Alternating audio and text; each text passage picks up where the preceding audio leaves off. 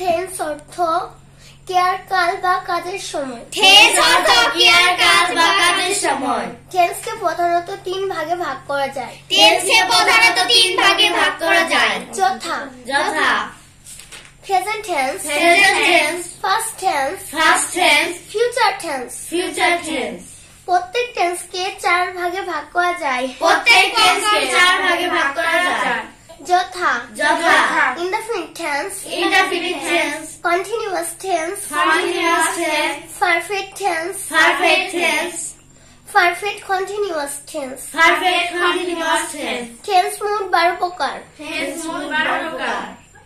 যথা present indefinite tense, present continuous tense, present